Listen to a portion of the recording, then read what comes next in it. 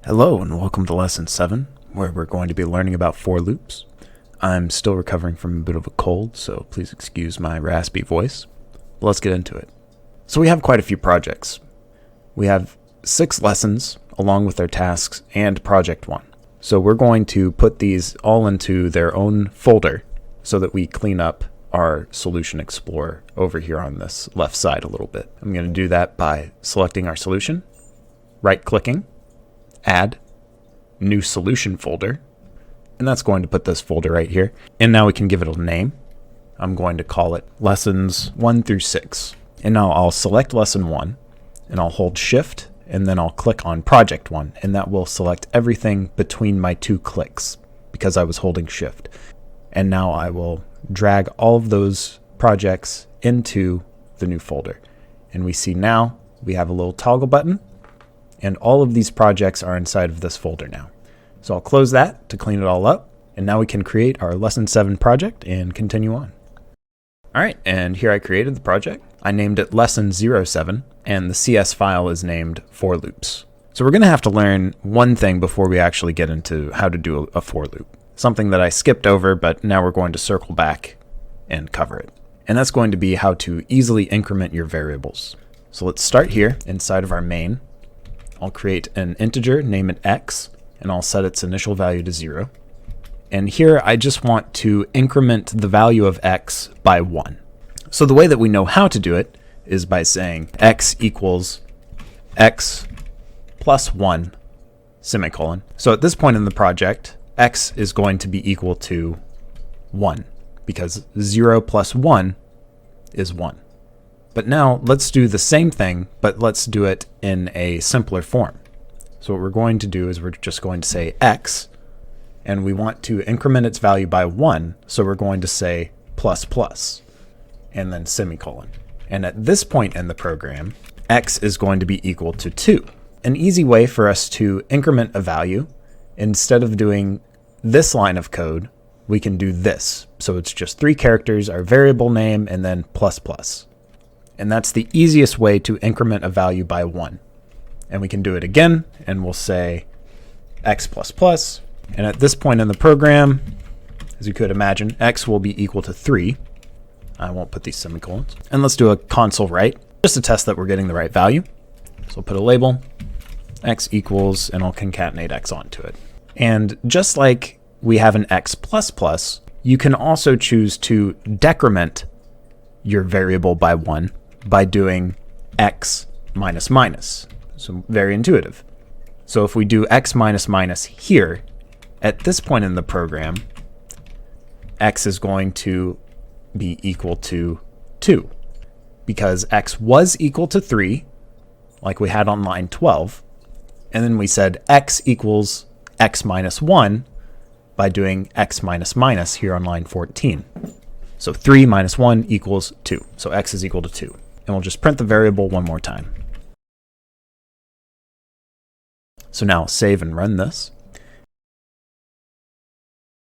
And over here we can see line 13 prints our first value of x equals 3, which is the same thing that we say it's going to be equal to on line 12 in our comment. And then right after that we print x equals 2.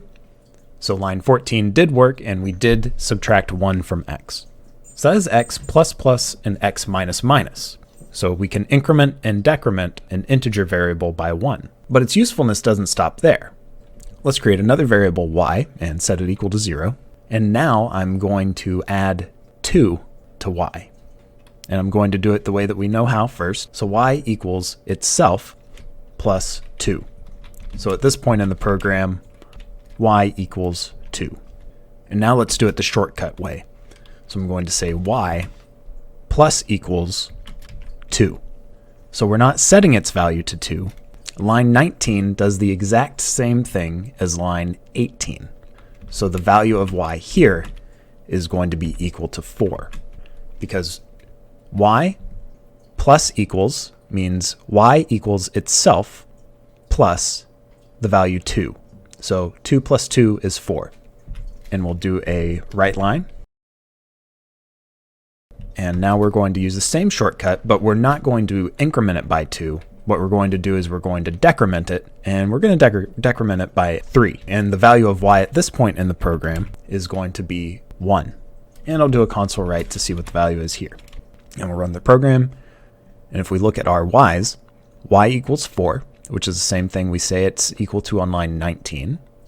And then we have y equals 1. So after we subtract 3 to it, y equals 1, also correct. So that is how you use a plus equals and a minus equals in your programs. There are a couple other ways of incrementing a variable by itself. That's this little shortcut method. And those are by using a multiplication equals. And of course you could use a divide equals. So that is just going to set the variable equal to itself divided by whatever you put on the other side of this equal sign. These don't get used as often, but you can run into them every now and then. Most of the times, if you have a complicated multiplication or division equation, you're not going to want to use these because it makes things a little harder to read. But you might run into it every now and then. And now we get to the bulk of the lesson. The first thing we're going to do is we're going to learn how the for loop works, but we're going to use a while loop as an example, because a for loop is just a special case of a while loop. So I'm going to show that to you right now. I'll make an integer a, and I'll set it equal to 0. And then we're going to have our while, like we've done in the past. And inside of the condition, we're going to say while a is less than 10. We're going to continue looping through our while loop. And all we're going to do here is a console write. We'll make a label, pipe a equals that. And now at the bottom of our loop, we're going to say a plus plus. So if we didn't put a plus plus, we were going to make an infinite loop because the value of a never changes. So let's trace through our loop. The very first thing we do is we create a variable and we say variable name equals 0. So we initially set our integer variable. The next thing that we evaluate is the inside of our condition. So we say variable a, which is equal to 0, while variable a is less than 10, and it is, 0 is less than 10, we're going to come down into the loop and we're going to print 0. And after we print 0, this is very important, we're going to increment the value of a. So we're going to print 0 at line 30, and then at line 32, a is going to be equal to 1. And then we loop back up and we look at our while condition again. While 1 is less than 10, okay, that's still true. We go in, line 30 prints out 1, and then on line 32, we set a equal to 2. We keep doing that, and let's say we get to 9. So a equals 9. 9 is less than 10. We come down, we print 9 on line 30, and on line 32, we increment the value to 10. We go back up and we evaluate. Is 10 less than 10? No, because it's equal. So we don't go into the loop, and we don't print 10. Line 30 doesn't run. So this statement that we have here is going to print out the values 0 through 9. So let's see that. And sure enough, we have a equals 0 all the way to a equals 9. So this is the basics of how a for loop works. This is the order that everything gets evaluated. Now let's do the same thing, but let's actually use a for loop to print out our variable. And to do that, we're going to use our new keyword, which is just for. We use our parentheses, open and close, and then our squiggly brackets. So an empty for loop looks the same as our empty ifs and our empty whiles. But what goes inside of these parentheses is actually quite different. The first thing we're going to do is we're going to declare a variable. So we're going to say int b equals 0. And we're going to put a semicolon here. And now, after we put our semicolon, now we're going to put our condition. So what are the conditions to remain inside of this loop? And we're going to do the same thing we did for our while loop. And we're going to say while b is less than 10, continue the for loop. We're going to put another semicolon to end that. And now we put how much we want our variable b to increment by. So we're going to put b plus plus, just like we did for the last while. And we don't need a semicolon on this line. And inside of the body, all we're going to do is our console write, and we're going to print out our label with the value b. So real quick, let's compare this with the while loop that is using variable a above it. On line 27, we initialize the value a, but for the for loop, we initialize a value b, and that is inside of the parentheses. So that's the first difference, is whenever we create the variable, it's inside the parentheses of the for. Then we have the condition of the while loop, and that looks normal. It's inside of the parentheses, and so is ours, and it's in the middle. After we initialize the variable, we put a semicolon for the for loop, and then we put the condition. And then at the end of our condition, so b less than 10, we put another semicolon to say that that's the end of the condition. And this is the really important part. Look at line 32. We have a plus plus. So at the end of the loop, our value gets incremented. And the same thing happens in the for loop. On line 35, at the very end, we have b plus plus. So what you might think happens is whenever we come into this for loop, we say, create a variable b and set it equal to 0.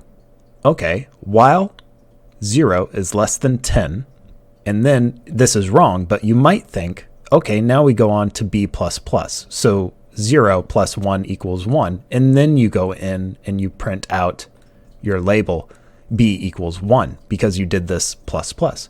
But that's wrong. You don't actually do this. The correct sequence of events is you create and initialize the variable b. While b is less than 10, so 0 is less than 10, at that point, you go into the block of code and you print out 0. And at the end of the for loop, you come back up, and then at that point, you execute your incrementation.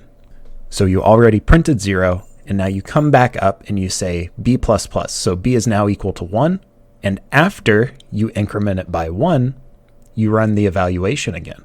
So it says, is 1 less than 10? And it is, so we print it out again. So we print 1, then we loop back up, and we increment our 1 to a 2.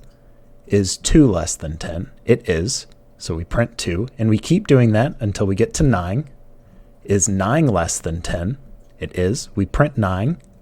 We go back up, and we say 9 plus 1 equals 10.